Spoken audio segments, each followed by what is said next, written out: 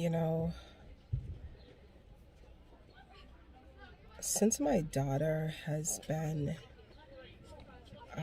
in the education system, since she came from China, it has just been one set of difficulty after the next.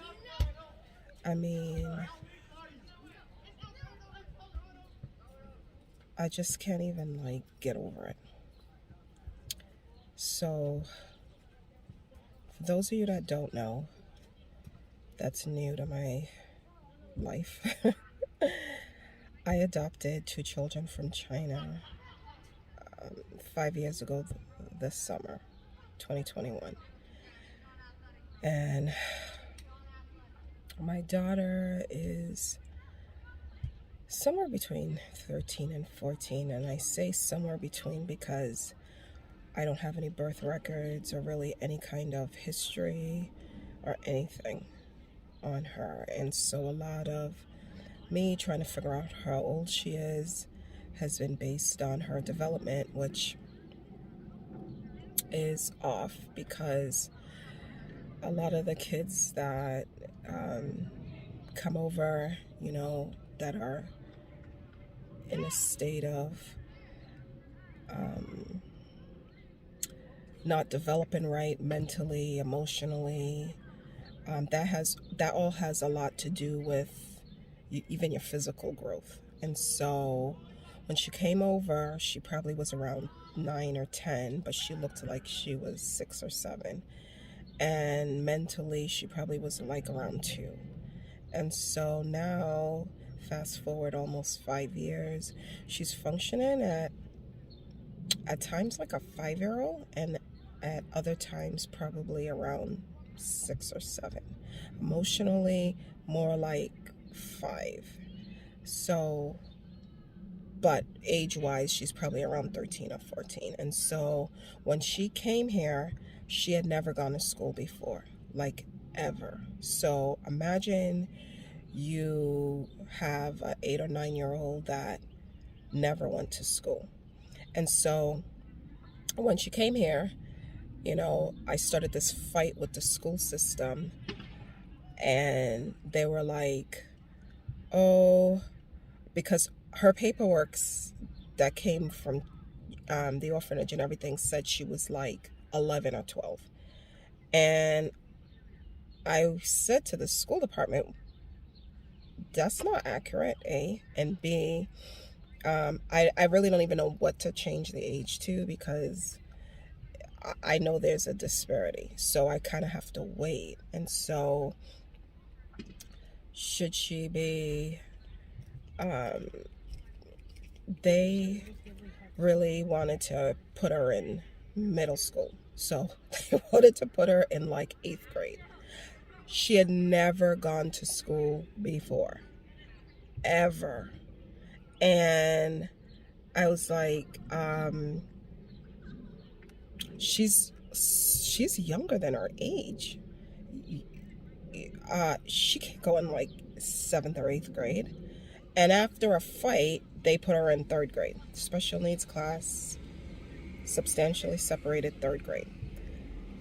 From there, so imagine you've never been to school and you start school in the 3rd grade. And so she knew nothing. She did not have a developed language. So although she understood Lejo, which is a dialect spoken in Suyi City in the part of Guangdong province where she's from, she did not speak. She moaned, groaned. She was not able to articulate any kind of speech. And so, and without any kind of an education, she knew nothing. And so when they started with the alphabet, like, that literally was where she was at. And so, I went through the whole year fighting with the district to try to lower the grade, try to give her a one-on-one. Everything was like, no. They're like, oh no, she'll catch up. There's nothing wrong with her. And, I asked for an IEP. I was denied an IEP. Okay, so you have a child that is unable to articulate any kind of speech. She has trouble walking. She has trouble using the bathroom. She has trouble eating. She has trouble with mobility, like even holding a pencil. And they tell you she does not need an IEP, an individualized learning plan. Okay. And so after fighting the district to try to see if she can, can they provide some one-on-one service, long story short, all the way up the chain of command to the education commissioner who refused to talk to me in Rhode Island. I started off with the mayor, wrote the mayor, city council members, state senators, all the way up even to the governor's office. Nobody would give me the time of day. So I wrote news stations. And the reason why I did all of that, and that seems extreme, because here it is, you have two kids that are obviously underdeveloped, significant needs, and they're going to put them in there, and they're fighting me to place them in their age appropriate grade. Okay, my son looked like he was 5. And so you're going to put a kid who's functioning at 4 or 5, who looks like a 5-year-old, and they wanted to put him in 7th grade. That don't even make any sense. And then they're fighting you about it. And so none of them caught up the whole year, that I signed them up for school in September. They didn't start school till January. They didn't catch up between January and June, just like I said they wouldn't. We ended up moving to Boston because they ended up getting out district in Rhode Island. No district in the whole state would pick them up once they were out district from our city. None. They said their needs were too significant. They had no kids like them. They're unable to handle it. So at least they were honest. So imagine you can't put them in any school. The private school said they don't have children with that level of significant needs. So we had to move to Boston. You would think in a $1 billion school district in Boston, you can get help. I fought them the whole year. I fought the school district the entire whole year. I couldn't get an IEP for my son, who they put in. So he started school.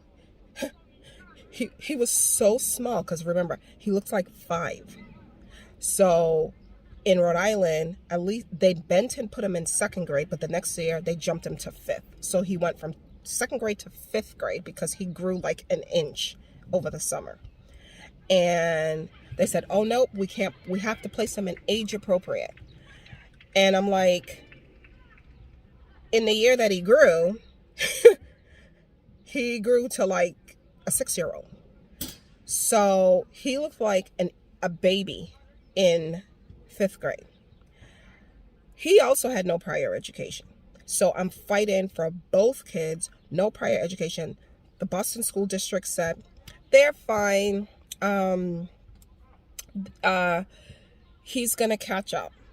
He doesn't need an IEP. He's completely fine. So he never got an IEP. And they told me he's completely fine. Okay. He was uneducated as well. He never caught up the whole year. He was bullied because he was like one of the few Asian kids in the class. And I will also, I'm not going to go off on race. Like, there's enough going on that I'm not even going to go there. That's for another video at a whole of the time. And so my daughter, they agreed to give her an IEP with nothing I asked for, because they know more than the parent. You don't know what you're talking about. You don't know what's going on with your kid.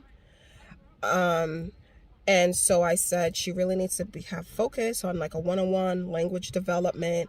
You know, she needs help with the fine motor skills. She needs help. Everything was like, nope, she's fine, but we're just going to give her just a little bit of OT. We're going to give her, she doesn't even need speech because she's an English language learner. And I'm like, how could she be an English language learner when she don't even know her own language? She never spoke her own language, like ever. And how's that an English language learner? So the first piece of education she ever had was the 5 months in school in Rhode Island. And so, but again, I don't know what I'm talking about. I'm just a parent. So they gave me an IEP and said, okay, we're going to put her in a substantially separate class, and okay, we're gonna help her in that way. So it wasn't until the year was over, and again, I signed them up for school in September, and they didn't start until January. So they're not even getting a whole year. This is year 2. I find out at the end of the year from a paraprofessional that, oh no, this classroom is just strictly like just for like life skills. And I'm like, that's not what they said. And so, and then a whole myriad of things happen in the Boston public school system. I told them she has retinal atrophy. She has retinal atrophy in both eyes, so basically blind areas of blindness in both eyes, large areas of blindness, which is why, she had a paraprofessional. They would have some days where the paraprofessional, wasn't there, and she came off the bus unattended, falling off the bus, cutting her chin, falling all over the playground. And I'm like, where is the paraprofessional she's supposed to have? Everything was always an excuse. Then the last straw was a boy in the class, running around and kissing her in her mouth. Okay. So I had already told them she has a myriad of skin infections that we deal with, because she was constantly battling staph infections, which we still battle till today. She has liver disease. She has blindness, retinal atrophy, both eyes, all this stuff.